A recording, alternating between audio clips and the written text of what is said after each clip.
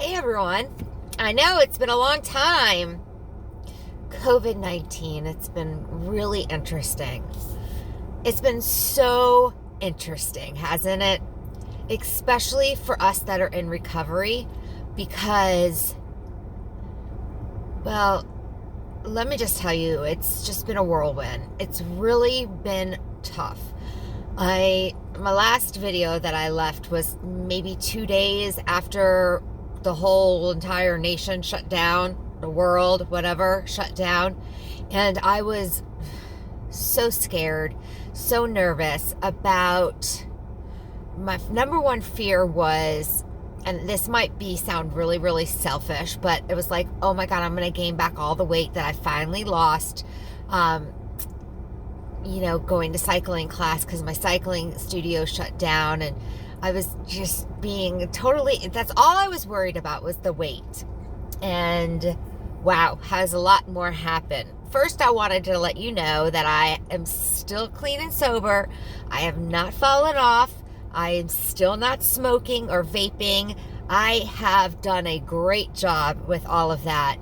But the thing that has really gotten to me is my depression and the anxiety. Those have messed with me a lot, but I've made it through. Each day is different. I struggle to think of,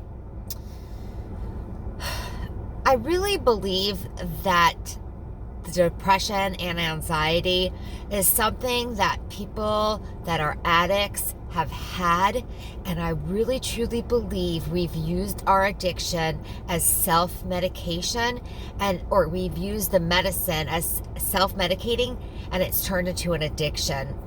And the reason why I think this is because I can feel the difference between a day with my mental health if I don't do certain things. And it was never quite so clear to me before as it is now. And I really believe it was because, I was putting all this other stuff in my system. I never gave myself an opportunity to figure out what was really going on. So the number one thing that I've been doing is running outside. I started running the first day, and I have not missed more than 2 days. Every morning I'm up to 4 miles. Maybe it's like 11-minute miles, 12-minute miles, but I'm still out there doing it first thing in the morning. And then I'm also working out. I got a Peloton. I'm doing that in the afternoon. And if it wasn't for the exercise, guys, I don't know really where I'd be right now, because it gets your brain and the endorphins going that our brains have become lazy as recovering addicts. They've become lazy. They've relied on some external force, which is stimulant or whatever. In my case, it was a stimulant. But I relied on that stimulant to get my brain going, to have happiness, to have the ability to, do basic things like get up and go and organize my thoughts. I mean, for so long, 10 years, I think I did Adderall. I really relied on this pill that was I put it on my nightstand. I would wake up in the morning, take a pill, go back to sleep for 15 minutes, and then get up and start my day. So it's like I never had the opportunity to give my brain the chance it needs to create all these endorphins that the Adderall did for it. So anyways, and now I have to exercise in order to really get it going. And I thought maybe it's everybody's like this, but it's not. Because I talked to a girlfriend of mine, and I was like, do you not feel completely dazed all day until you exercise? Like, really kind of like that feeling you get when you first wake up in the morning. It's kind of like an itchy feeling, like I can't focus. Don't talk to me. I mean, even if I take a shower, coffee, nothing works except me going out and working out.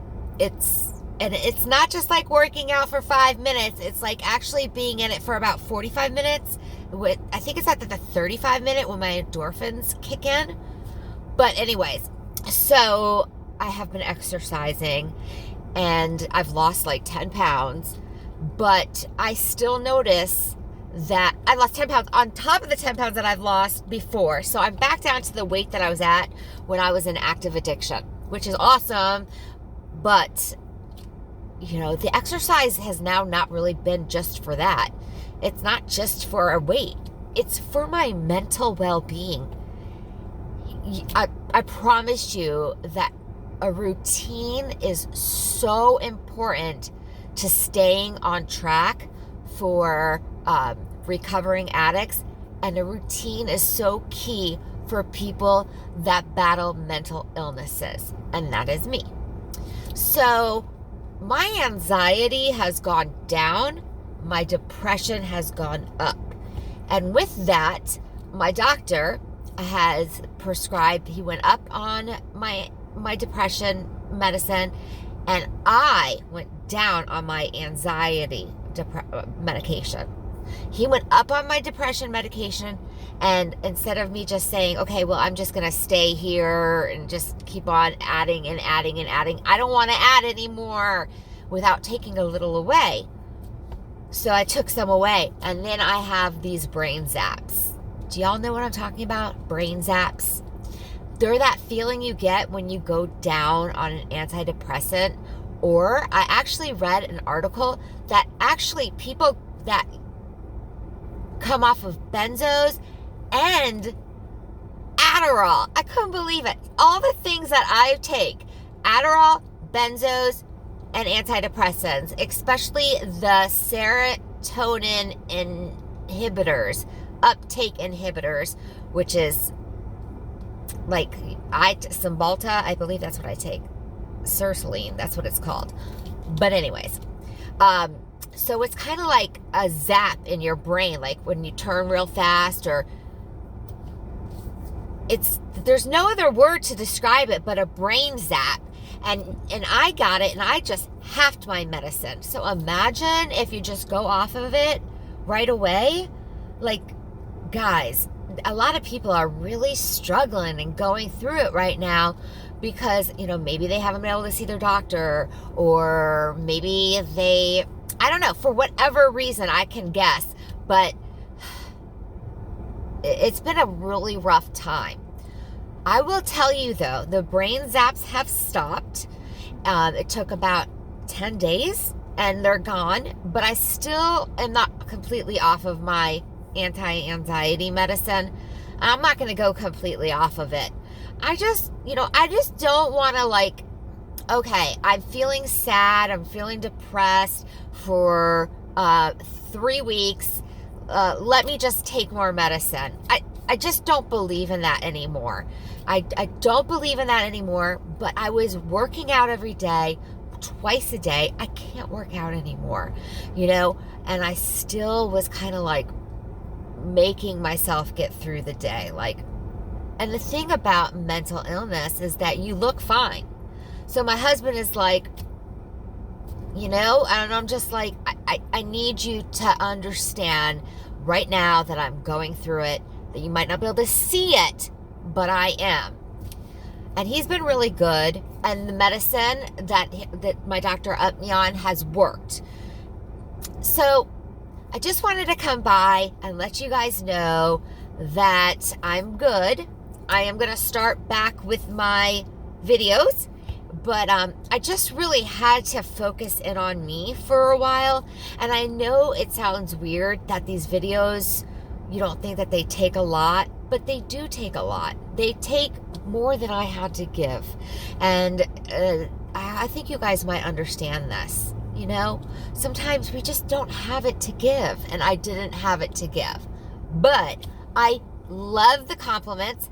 Thank you, thank you, thank you. I mean, I just love reading them. And the reason why I'm here right now is because somebody just left me a compliment, or actually just a comment about Adderall and that they're going through it. And, you know, I wish I could walk you through it, but unfortunately, this is something that we all have to do on our own. But I'm here to tell you that there are survivors. There are survivors, and you too can be one of those. Just a disclaimer that I'm not a doctor and I'm not a therapist. I'm just like you in recovery. And my name is Lauren Michelle, and I hope that you stick around and have a wonderful day. Talk to you later. Bye-bye.